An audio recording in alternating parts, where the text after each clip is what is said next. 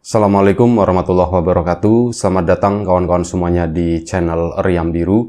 Terima kasih banyak untuk kawan-kawan semua yang sudah berkenan hadir di channel ini. Dan sebelum menuju ke cerita, lagi-lagi mau izin promo dulu. Bawang gorengnya Wiji sekarang udah ada, udah ready stock. Cuman stoknya masih terbatas. Kawan-kawan yang berminat nanti bisa langsung dibeli, bisa langsung check out di Shopee ya. Untuk saat ini masih tersedia, hanya tersedia di Shopee aja, tapi semoga kedepannya nanti di platform yang lain juga bisa. Itu aja. Dan kali ini ada satu cerita datang dari Mbak Nina di Pekalongan. Mbak Nina menceritakan tentang satu pengalaman horor yang pernah dialami oleh keluarganya. Kejadiannya sendiri sekitar antara tahun 2005 sampai 2008 lah, di antara tahun-tahun itu. Nah, Mbak Nina itu hidup bermasyarakat seperti pada umumnya di sebuah kampung, dan awalnya semuanya itu baik-baik aja. Bahkan kehidupannya Mbak Nina beserta keluarga itu sama orang tuanya ya. Di tahun segitu Mbak Nina masih sendiri, belum menikah. Nah, masih ikut sama orang tua di situ, nggak pernah mengalami atau nggak pernah bersentuhan dengan hal-hal yang mistis, hal-hal yang gaib, atau hal-hal yang di luar nalar. Bahkan Mbak Nina sendiri itu seumur hidup tidak pernah, dari kecil sampai gede itu tidak pernah mengalami atau melihat gitu yang namanya hantu, setan atau apa, itu tidak pernah. Cuma dengar cerita-cerita dari orang doang, atau cuman melihat dari film-film yang ya temanya itu horor. Hanya sebatas itu. Dan boleh dibilang Mbak Nina pun ya nggak ada rasa takut kalau untuk masalah yang semacam itu. Karena apa? Nggak kepikiran, kata si Mbak Nina, aku tuh nggak kepikiran sama sekali dengan hal-hal yang kayak gitu. Karena keluargaku juga kehidupannya sama sekali nggak deket dengan hal-hal gaib. Dan akhirnya apa? Ya, dijalanilah kehidupan yang normalnya Mbak Nina sampai pada suatu hari semuanya itu berubah. Entah waktu itu di usianya Mbak Nina yang keberapa tidak disebutkan, dia tuh hanya bilang ya masih sendiri, masih remaja, mungkin belasan atau mungkin kisaran 20 tahunan kali ya, di tahun-tahun segitu. Jadi Mbak Nina ini kan hidup sama orang tuanya, dan dia itu mulai bekerja karena Mbak Nina hanya sebatas sekolah SMK waktu itu, terus lanjut bekerja. Kayak gitu keseharian ya, bekerja pulang, sampai akhirnya suatu hari Mbak Nina itu baru menyadari ada sesuatu yang baru di rumahnya. Ibunya Mbak Nina, anggap aja namanya Bu Irma. Bu Irma itu kedatangan tamu. Jadi ibu itu kayak baru punya teman. Ada seorang ibu-ibu, namanya itu dikenalnya itu sebagai Bu Tirto. Jadi Bu Tirto sendiri itu adalah, belakangan diketahui itu adalah seorang janda. Suaminya namanya Pak Tirto, itu udah meninggal baru sekitar setahun yang lalu, belum lama lah. Nah, Mbak Nina sendiri itu nggak kenal sama Mbak Nani atau Mbak Nina, sama aja ya, kebalik-balik. Itu nggak kenal sama si Bu Tirto ini, mungkin karena mainnya kurang jauh atau gimana. Dan ternyata rumahnya Bu Tirto itu nggak, ya di kampung itu nggak terlalu jauh-jauh banget lah, paling sekitar 100-150 meter. Tapi area tersebut jarang dijamah oleh si Mbak Nina tersebut. Nah ya sudah, seneng Mbak Nina, ibu setiap hari itu kedatangan tamu gitu ya. Nah dari situlah mulai muncul suatu yang boleh dibilang itu aneh. Awal-awal si Bu Tirto main ke tempatnya Mbak Nina, semuanya itu baik-baik aja. Sampai kurang lebih itu sekitar 1 minggu. Pokoknya setiap Mbak Nina pulang kerja, itu kayak Bu Tirto masih ada di situ. Terus pas mau pulang karena udah lumayan cukup sore. Dan pada suatu hari, ini tepat malam Jumat, Mbak Nina itu pulang kerja agak sedikit cepat, sekitar jam 4 itu udah sampai di rumah. Nah saat sampai di rumah ya ketemu sama si Bu Tirto tadi, itu lagi ngobrol-ngobrol sama ibu di depan sana, ya ada ibu-ibu yang lain juga. Ya wes, hal itu pun normal. Nah malam harinya selepas maghrib, Mbak Nina dan keluarga kan mulai makan malam gitu ya. Nah disitulah pertama kali bener-bener aneh banget. Mbak Nina itu lapar banget. Udah nahan lapar itu udah dari tadi sebenarnya. Tapi aku mau makan duluan, aku masih capek badanku. Sampai udah habis sholat maghrib, keluarga biasa berkumpul. Nina makan dulu katanya. Kata si ibu, iya bu, makan bu. Langsung bangun kan, ambil nasi, ambil lauknya, macam-macam, ada sayurnya juga waktu itu, sayur yang udah diangetin.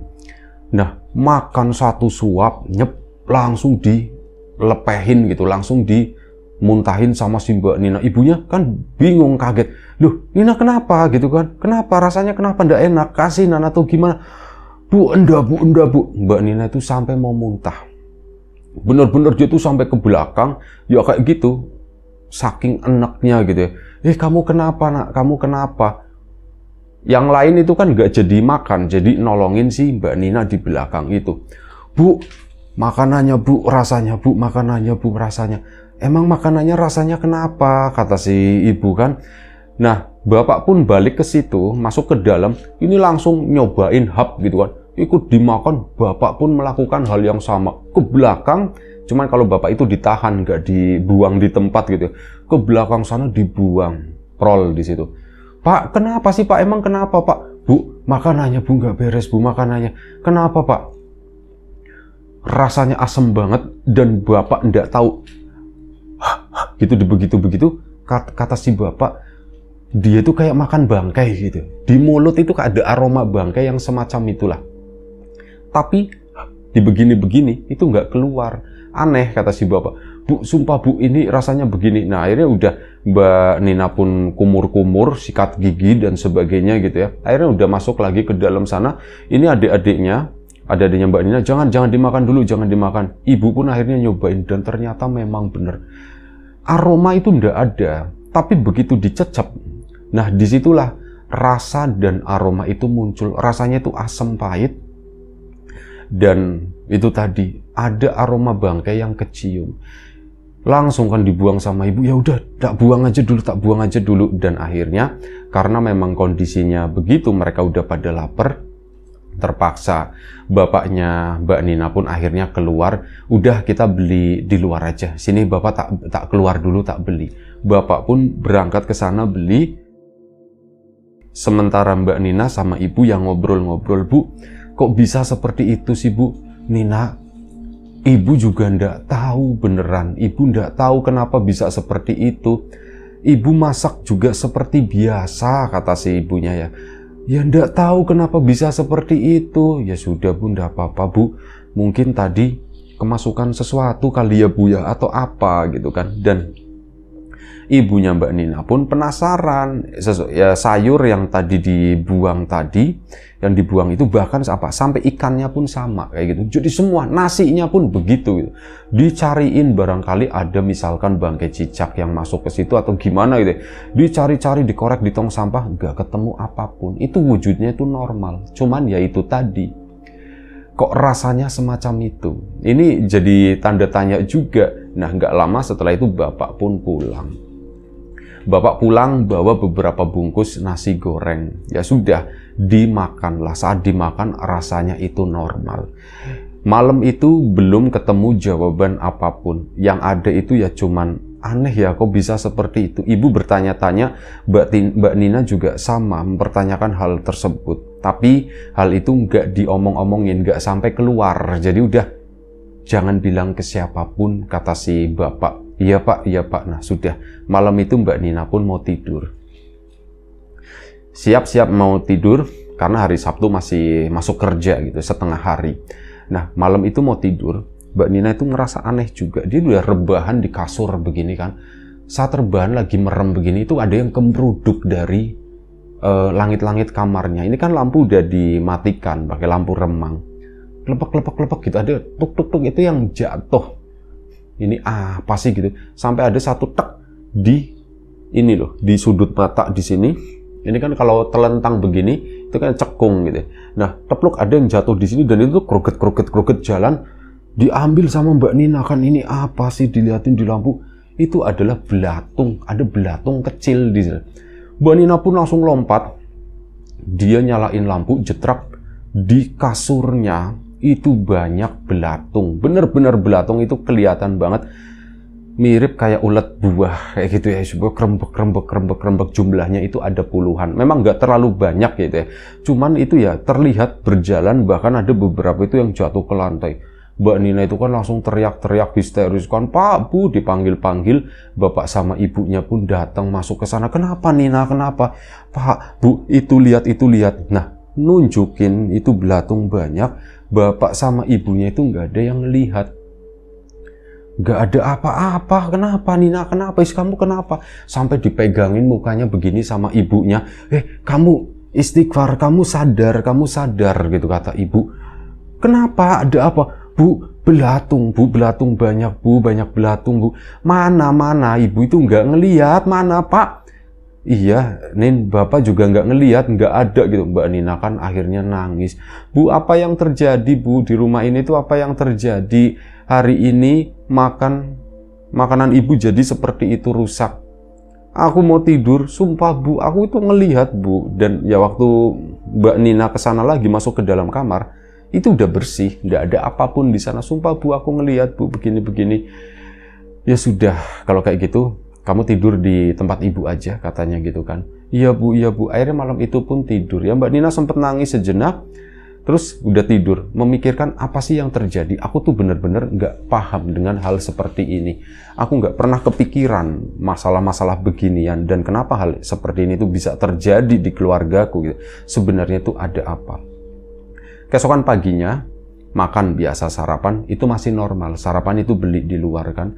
Mbak Nina pun berangkat kerja. Nah, pulang kerja waktu itu kan pulangnya tuh agak sedikit cepet ya. Datang ke sana, papasan sama Bu Tirto, teman si ibunya tadi. Oh, Bu Tirto katanya, Mbak Nina katanya, pulang Bu katanya. Iya, ini udah pulang, mau nyiapin makan dulu di rumah, kata si Bu Tirto. Akhirnya Bu Tirto pun pulang ya ke sana. Dan entah kenapa Mbak Nina waktu itu tiba-tiba muncul pikiran dan pengen rasanya hal ini tuh ngomongin ke ibunya. Tapi gimana ya, aku ndak enak. Sampai sore harinya baru udahlah tak omongin aja, kata si Mbak Nina. Bu, Ibu udah kenal lama sama Bu Tirto katanya. Ya Ibu udah kenal lama katanya, kata si ibu ya, karena mereka tetanggaan meskipun rumahnya itu jauh ya. Ibu itu udah kenal lama. Bu, sejak kapan sih Bu Tirto sering main ke sini? Sejak kapan ya? Ya udah beberapa minggu yang lalu, kata ibunya gitu kan. Emang kenapa Nin? Nggak tahu Bu, aku punya perasaan atau firasat ndak enak Bu. Firasat ndak enak apa? Kata si ibunya. Aku ngerasa semua yang kita alami di rumah ini, makanan Ibu sama belatung yang aku lihat semalam, itu penyebabnya Bu Tirto. Nah di situ ibunya, ndak boleh kayak gitu. Kamu berpikir semacam itu, ndak boleh. Enggak begitu, itu namanya fitnah. Kamu itu ndak punya bukti apa-apa, belum tentu. Orang Bu Tirto kesini juga baik, cuman sekedar main, katanya begitu. Dia kan habis ditinggal sama suaminya kan baru meninggal sekitar setahun yang lalu. Ada perubahan di kehidupannya, rasanya tuh sepi atau apa ya, dia main kesini ngobrol-ngobrol sama ibu juga nggak keberatan, dia juga nggak merepotkan, kadang bantu-bantu kayak gitu ya. Ya enggak lah, kata si ibu, ndak mungkin Bu Tirto kayak gitu. Kamu kok bisa-bisanya berpikir semacam itu? Jangan, ndak baik gitu, dibilangin sama ibunya. Iya Bu, ndak tahu Bu, aku cuman kepikiran aja. Ya udah, nggak usah dipikirin yang seperti itu ya. Ibu ndak tahu penyebabnya apa, cuman enggak lah, bukan Bu Tirto, nggak ada hubungannya sama dia. Iya Bu.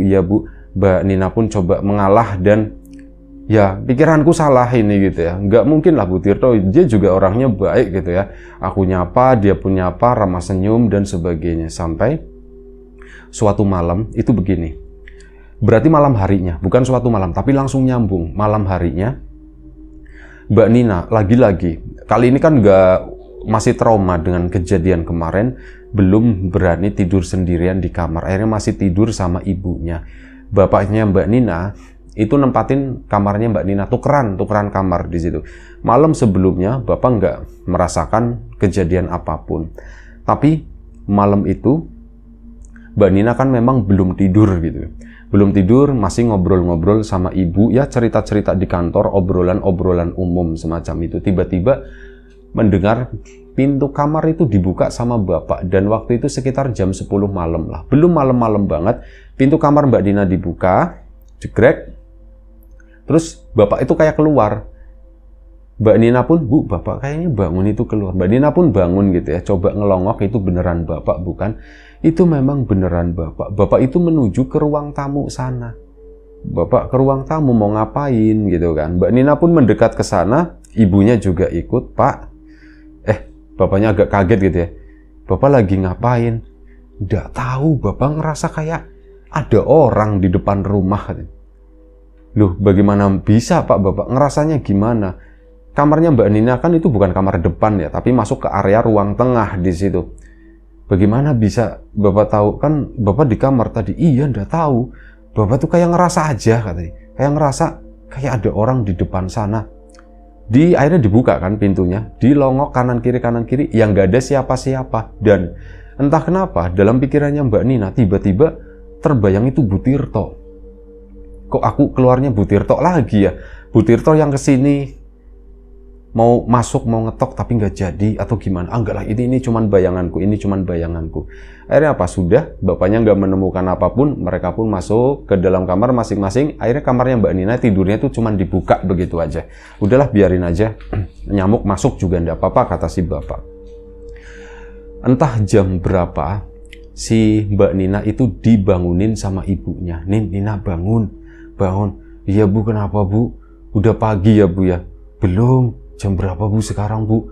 Lihat riap-riap gitu ngeliat ke arah jam. Sekarang jam 1 pagi, jam 1 lewat 10 menit. Loh, masih pagi banget, kenapa Bu? Nina, bapakmu kayaknya keluar tadi. Keluar kemana? Ke depan rumah katanya. Mbak Nina pun bangun kan, nggak tahu, kayak ada perasaan yang, ya pokoknya aku curiga dengan sesuatu gitu ya. Dan ini ada hubungannya dengan apa yang bapak lakukan atau gimana. Mbak Nina pun turun ke sana. Beneran Bu, ibu dengar? Iya ibu dengar gitu. Ibu juga ngelihat tadi bapak itu ke depan sana. Diikutin sama Mbak Nina, pintu depan memang kebuka dan ibunya juga ngikutin di belakang. Mendekat ke arah pintu tersebut, begitu dibuka di sana, ini si bapak lagi ngobrol sama Bu Tirto.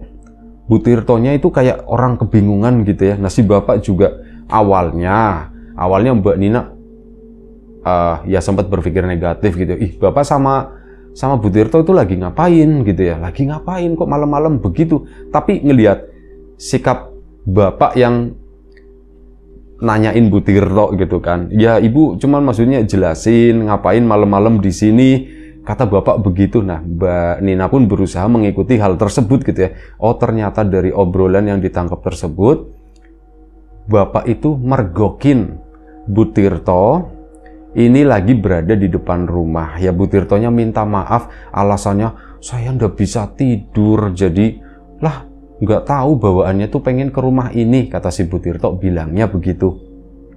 Alasannya seperti itu. Ya sudah Bu, ini kan udah malam, ibunya Mbak Nina ya Bu ya, besok lagi ke sini kita ngobrol lagi. Ya sudah, saya permisi, mohon maaf ya Bu, mohon maaf ya Pak ya. Akhirnya Bu Tirto pun pergi ke sana, bener-bener jam 1 lewat. Itu jalan sendirian nyeker, nggak pakai sendal, nggak pakai apa, cuman pakai rok daster begitu doang. Rambutnya juga tampak kusut ya. Ini pergi ke sana sendirian. Nah, ibunya kan akhirnya nanya-nanya sama bapak, Pak, gimana ceritanya Pak tadi? Nggak tahu Bu, bapak itu nggak bisa tidur dari tadi, dari sore itu loh. Bapak ngerasa kayak ada orang di depan rumah, di sekitar rumah ini. Nggak tahu, itu cuma perasaan aja. Bapak pun nggak melihat, bapak nggak mendengar, hanya merasa semacam itu. Akhirnya bener tadi, coba tak cek gitu, iseng-iseng. Ternyata bener. Bener gimana Pak? Bu Tirto itu gimana? Kok tiba-tiba di situ? Itu dia, Bu Tirto itu lagi duduk di teras di sana sendirian. Lagi goyang-goyangin kakinya begini ngadep ke arah depan situ. Ya tak buka, tak pikir setan, kata si bapak tadi. Pak perhatiin, loh ini kok kayak Bu Tirto. Ya tak buka, ya tak sapa baik-baik gitu kan. Bu Tirto, Pak katanya, Bu Tirto lagi ngapain di sini? Pak, kayak orang kebingungan, kata si bapak. Dan ya alasannya seperti itu tadi, dia itu ndak bisa tidur katanya. Waduh, gimana ya Pak ya? Nah, Mbak Nina pikirannya pun makin rusak gitu. Pikirannya tuh makin tajam. Bu, perasaanku bener Bu, kata si Mbak Nina. Wis bener gimana? Semua yang kita alami itu ada hubungannya sama Bu Tirto. Kamu ndak boleh ngomong kayak gitu. Kita nggak ada bukti sama sekali. Dan Bu Tirto juga ya wajar tadi nggak bisa tidur orang dia. Seneng banget kalau lagi di rumah ini, kata si itu kan. Ya cuman nggak tahu Bu, aku tuh ngerasa ini tuh nggak wajar Bu, kata si Mbak Ninanya. Tapi ibunya masih dengan pendapatnya sendiri, dan akhirnya apa, si Mbak Nina pun ya ngantuk juga gitu kan. Akhirnya balik lagi tertidur, udahlah lanjut lagi besok. Nah, dalam tidurnya kali ini Mbak Nina itu bermimpi. Jadi Mbak Nina itu kayak pulang kerja, ini di suatu pagi malah, sekitar jam 9-an pagi lah. Ini pulang kerja, masuk dari depan rumah, dan mendapati di dalam rumah tersebut itu ada beberapa orang. Ada bapaknya, ada ibunya, ada kedua adiknya, laki-laki semua, sama ada 2 orang tamu. Satu itu Bu Tirto, dan satunya itu adalah suaminya. Suaminya Bu Tirto yang Mbak Nina sendiri juga tidak pernah lihat, tapi di dalam mimpi itu seolah-olah itu suaminya. Mereka lagi makan bersama di meja makan. Mbak Nina lewat ke sana, nggak ada satupun yang nyapa. Mbak Nina pun pergi ke arah kamar ke situ. Yang dilihat kan tadi cuman itu orang-orang tersebut. Sampai akhirnya Mbak Nina itu keluar dan mendekat ke arah meja makan. Maksudnya, aku mau ngambil tempenya 1, mau minta sama ibu buat ganjel perut. Mbak Nina mendekat ke meja makan tersebut, giliran mau ngambil, kaget bukan main, melihat salah satu orang yang ada di sana, yaitu sosok yang seolah-olah itu adalah suaminya Bu Tirto. Ini berubah. Tadinya kan laki-laki biasa pakai kemeja rapi, kepala rambutnya itu udah tipis, pakai kacamata. Pak Tirto namanya. Ini berubah. Sosok tadi itu berubah menjadi sosok pocong. Bener-bener sosok pocong yang udah hancur, bener-bener hancur, warnanya itu kecoklatan kayak gitu. Dan apa? Dia itu kepalanya tuh mangguk-mangguk begini ke atas meja gitu ya. Angguk-angguk-angguk.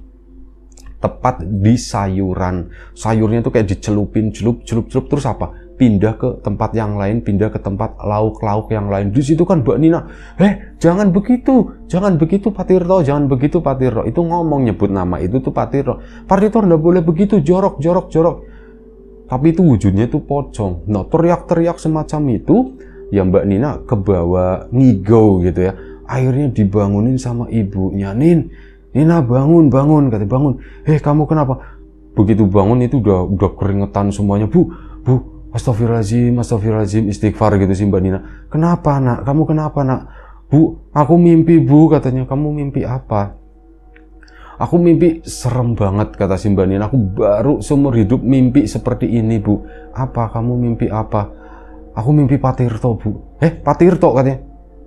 Iya Bu, aku mimpi Bu Tirto, Pak Tirto makan di sini. Pokoknya diterangkan apa yang dilihat di mimpinya tadi.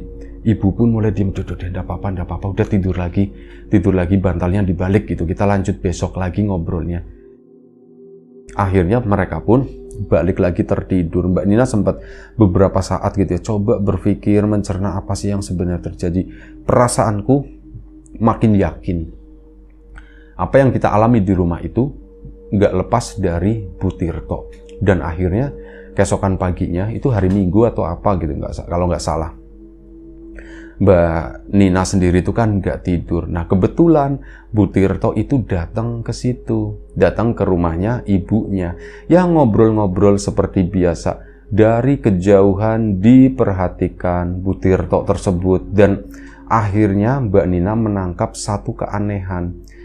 Bu Tirto sering melihat ke arah satu titik. Jadi misalkan ngeliat titik di sudut sana, di samping televisi gitu ya, dilihatin sering begitu, terus kayak senyum malu-malu kayak gitu. Ini orang ngomong sama siapa? Terus nanti pindah titiknya kemana kayak gitu. Ini terus apa? Ibu misal lagi kemana, Bu Tirto bangun, nanti dia tuh kayak ngobrol di pojokan sama seseorang. Itu ndak tahu siapa. Dan ini bener. Akhirnya apa? Si Mbak Nina memberanikan diri, dan ini mungkin kurang ajar kali pikirnya Mbak Nina. datang ke sana ke Bu Tirto yang lagi ngobrol di pojokan tersebut. Ibunya sendiri lagi ke belakang. Bu Tirto nuwun sewu. Ibu itu lagi ngobrol sama siapa? Lagi ngobrol sama Pak Tirto ya gitu ya. Langsung ditembak begitu.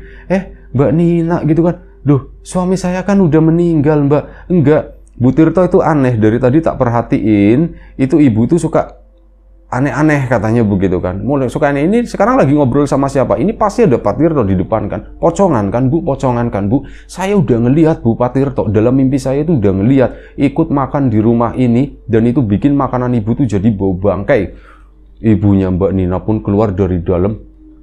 Nina, Bu Tirto maaf ya Nina. Nggak boleh kayak gitu, nggak boleh kayak gitu. Mbak Nina entah kenapa, kayak dia tuh kepancing emosi. Dan akhirnya sudah Bu Tirto pun merasa nggak enak.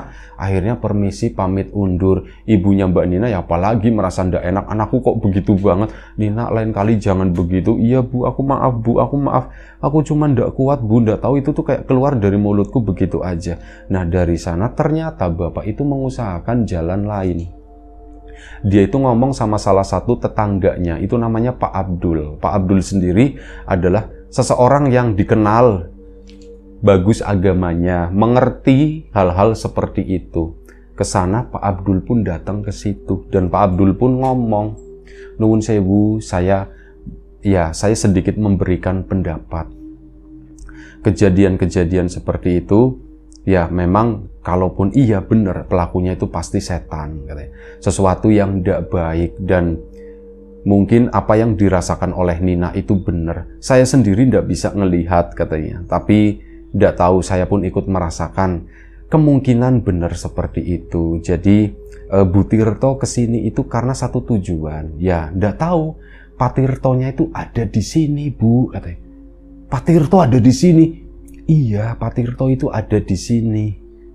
Pak, maksudnya gimana Pak? Jadi Mbak Nina yang udah pernah ngelihat dalam mimpi gitu kan mulai ketakutan gitu kan. Dan ya udah Pak Abdul ini gimana ceritanya? Ya sudah, nanti kita tunggu Bu Tirto. Akhirnya apa? Bu Tirto memang beneran datang lagi ke sana meskipun udah disakiti sama Mbak Nina ya. Tetap datang sore harinya.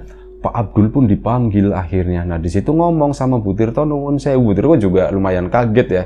Bu, jadi begini. Mohon izin untuk memindahkan Pak Tirto. Ini tak pulangin lagi ke rumah ibu ya katanya. Ya salah tingkah si Bu Tirtonya. Tapi tetap dengan paksa gitu ya.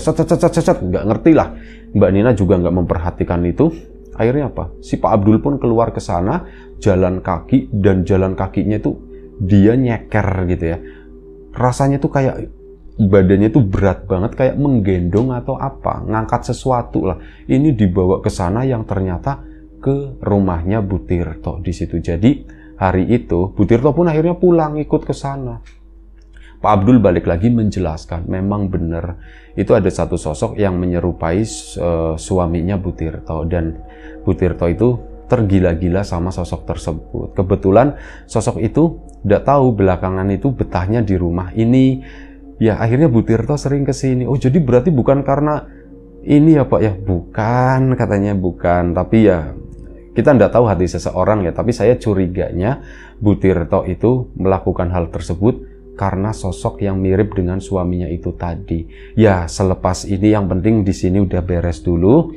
Nanti saya coba pelan-pelan bantu Bu Tirto. Dan akhirnya Pak Abdul mengajak beberapa warga di sana termasuk ibu-ibunya juga membantu Bu Tirto, dan prosesnya ndak tahu Mbak Nina, alhamdulillahnya Bu Tirto pun akhirnya sembuh, udah nggak diganggu lagi sama sosok pocong tersebut. Itu aja satu cerita dari Mbak Nina, mungkin singkat, padat, dan semoga jelas gitu ya, tetap bisa menghibur kawan-kawan semuanya. Terima kasih kawan-kawan atas support dan dukungannya apapun itu, kawan-kawan subscriber, kawan-kawan membership, kawan-kawan yang udah kasih support dalam bentuk super thanks ke Riam Biru, terima kasih banyak. Kawan-kawan yang udah ngasih like, udah nge-share ke yang lainnya, kawan-kawan yang udah ninggalin komentar juga terima kasih banyak. Doa terbaik dari kami untuk kawan-kawan tentunya semoga selalu diberi kemudahan dalam hal apapun, termasuk kemudahan dalam hal rizki. Yang lagi sakit semoga segera diberi kesembuhan, yang sehat tetap dijaga kesehatannya. Sampai jumpa di episode selanjutnya Riam Biru, jaga kesehatan kawan-kawan semuanya. Assalamualaikum warahmatullahi wabarakatuh.